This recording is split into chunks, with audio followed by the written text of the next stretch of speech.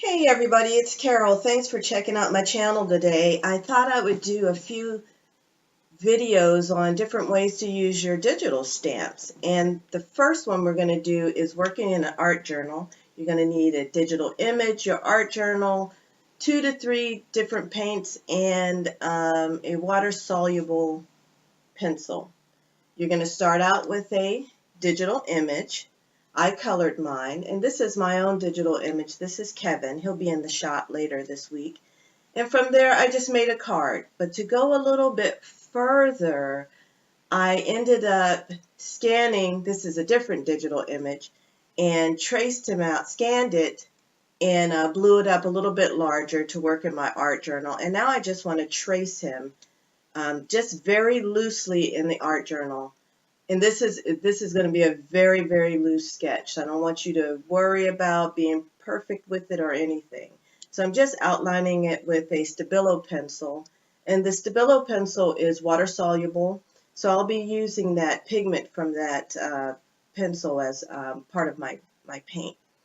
So now I'm just going to go ahead and finish sketching out his head, and just like, again, it's just a very, very loose art journal page.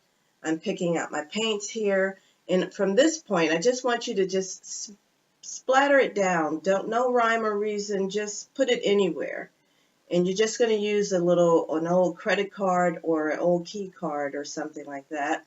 You also want to take a stencil or some stamps and go over your page like I'm doing here, taking some paint off, putting some paint back on. Of course, I got to have my circles, love my circles. And you're just loosely, it's just very, very loose, as you can see. Now I'm going to take just a little bit of water on a paintbrush, and I'm going over those Stabilo lines. And as you can see, it's reacting with the water. And from there, I'm going to just blend it out into the background to make this image pop out a little bit more. And this Stabilo pencil, even when it dries, it's still water soluble. So you just want to keep that in your mind if you're using this.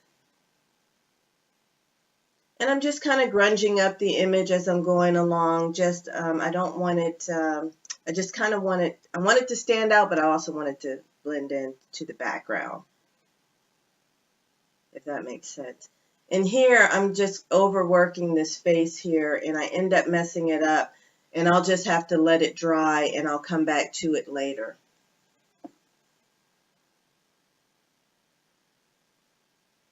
So I thought I would go and use just some more circles, just a little bit. And this is my third color, just some white to give it the pop. And I also used it to fix the face, but in trying to fix the face, it changed the direction of the head, so at least it looked like that to me. And here I am. I'm still overworking it, and I end up not getting the hairline the way I want it, but whatever. You just got to go with it sometimes. And here I just want to straighten out the arm. And that's the great thing about this pencil, is that you can really move this pigment around. And here I'm using Jane Davenport's Mermaid Marker. Reef is the color. I always make this mistake. I think it's brown, but it's not. It's purple. And so I'll just have to fix this towards the end.